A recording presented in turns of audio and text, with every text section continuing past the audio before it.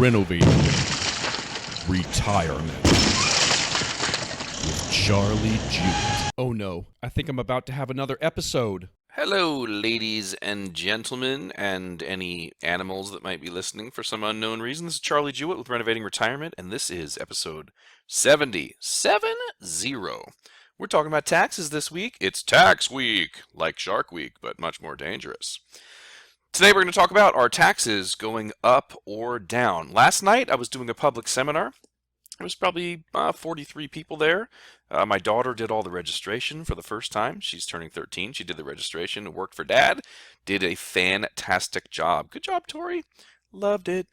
But I asked a question of the crowd, and I've asked this question of thousands of people for over, last 11 years I've been asking this question. And I say to them, I call it, it's really two questions. I call it the litmus test for taxes and how you should be investing. I say to them these two questions. Do you think taxes are going to go up or down? Everybody says up. In 11 years, thousands of people, I've probably had two say they think taxes are going to go down. Most people say they think taxes are going to go up, and I ask them why. They say, because war is expensive and Medicare and Social Security is underfunded, and that's just what happens. Taxes just go up.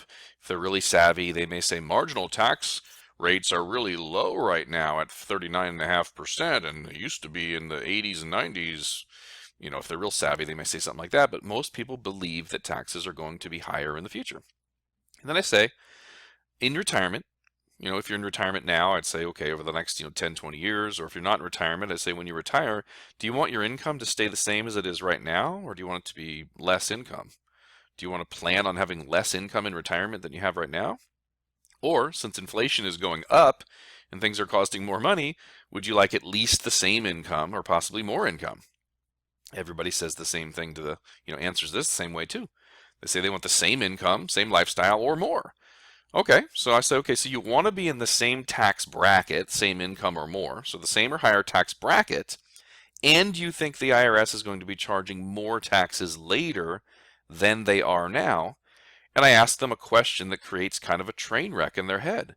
Say, then why are you postponing taxes to a later date using IRAs, 401ks, and other tax-deductible contribution tools? Why are you saving tax today when you think it's low and postponing it to a later date when you think it's going to be higher? The looks on their faces is always really entertaining to me. So what I've just discovered in these questions, or what you've discovered for yourself, is that you're not even investing based on your own beliefs. That's a problem, right? How is this even possible? Well, the CPAs and the financial advisors, they're always like, just postpone taxes to a later date when you'll be in a lower tax bracket, when you'll be in a lower tax bracket, when you'll be in a lower tax bracket. What on earth? Why would it be in a lower tax bracket if I think taxes are going to go up, or if I think I want my income to be the same or higher, or I need more income because of inflation? And why would I be in a lower tax bracket if I'm going to pay off my mortgage and have no tax-deductible mortgage expenses, and my kids move out and I lose that deduction, and I'm not contributing to 401ks and IRAs anymore? How in the world are you going to be in a lower tax bracket when you're in retirement? There's one way to be in a lower tax bracket in retirement. Pay yourself a very low income. Try to live off of $20,000 a year. You won't pay very much tax at all.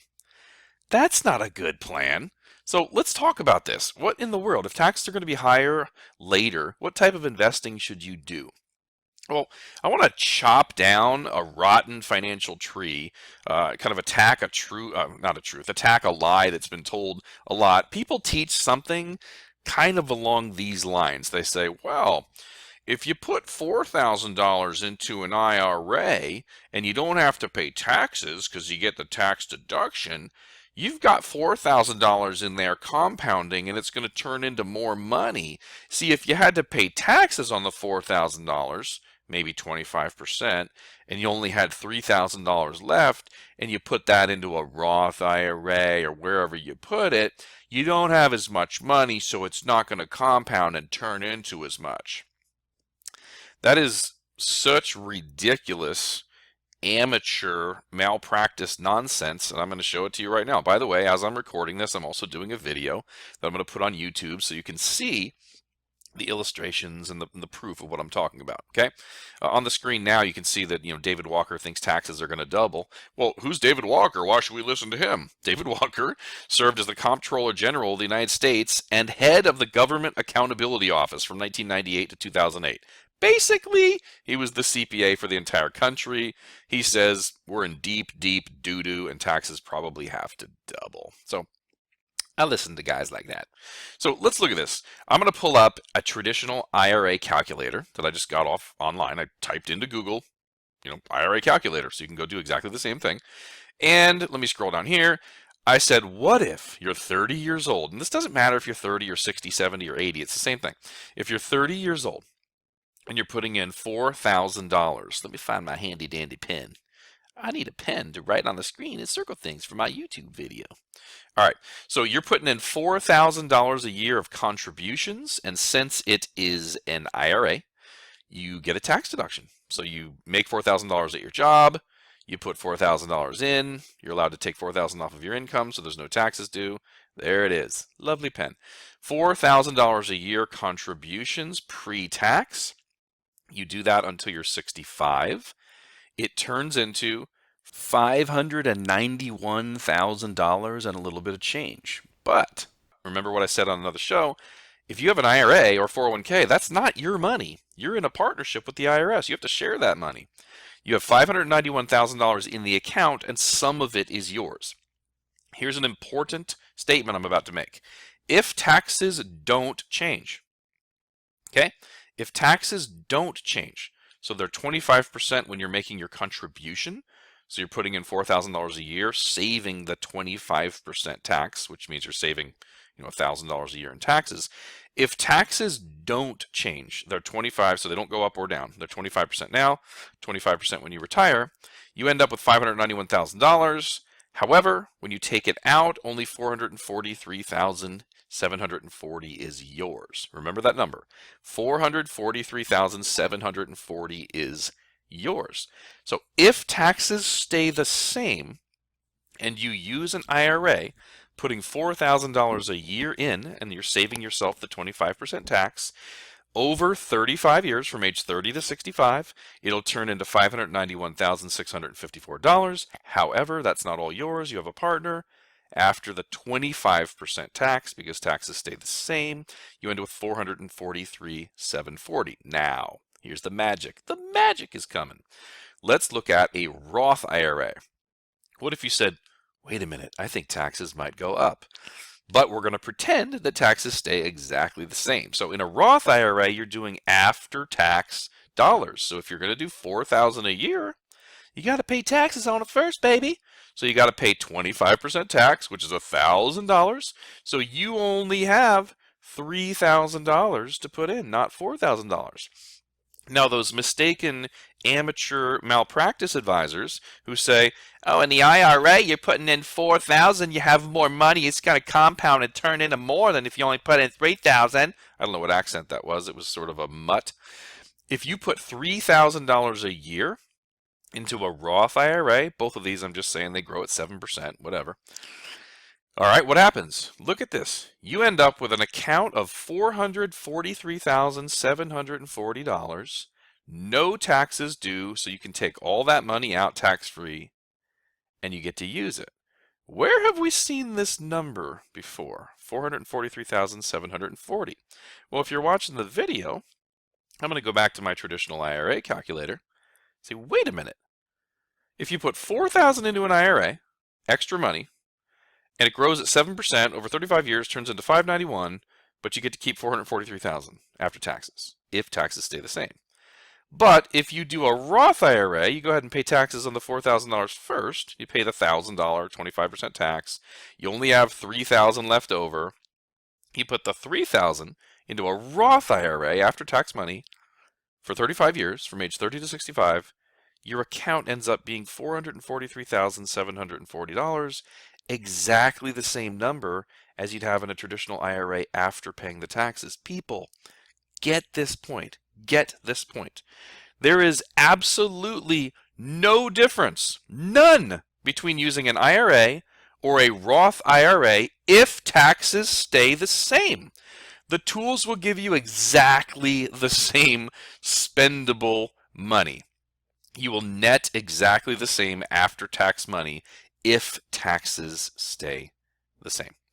The only thing that determines whether you should be putting a whole bunch of money into 401ks and IRAs and saving taxes today, or you should be paying taxes today and putting a whole bunch of money into Roth IRAs and cash value life insurance built for accumulation, the only thing that determines that is your view of where taxes are going.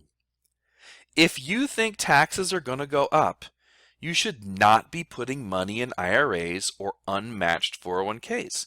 If your employer's matching your contributions on your 401k, then you go rock that thing, baby. Rock it! If they're matching, 100%, 100 cents on the dollar up to 6% of your income, you do just the 6% of your income. Don't max out your 401k with a bunch of unmatched contributions if you think taxes are going to go up.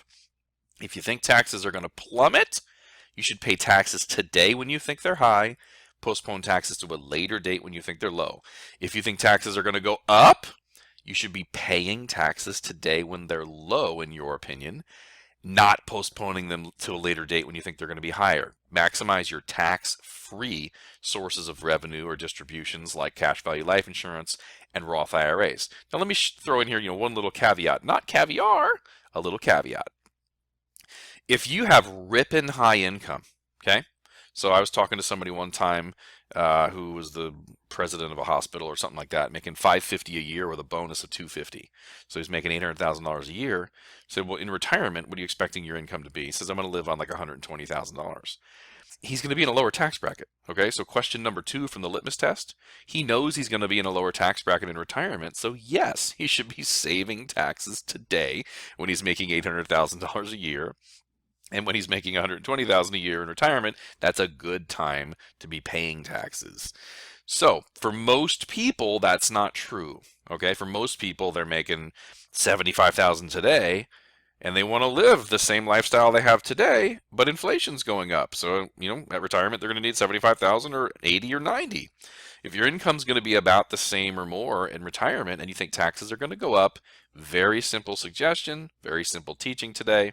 You should be using Roth IRAs and cash value life insurance. Now, if you don't know how to use cash value life insurance, or if you listen to some buffoon on the internet saying that life insurance is expensive and makes a bad investment, go to my episodes, how to improve your cash value life insurance, the 6 different ways, or the rich man's Roth IRA, Roth IRAs with no contribution limits. You can listen to those episodes. I don't remember the numbers, 43 and 50 something, I think.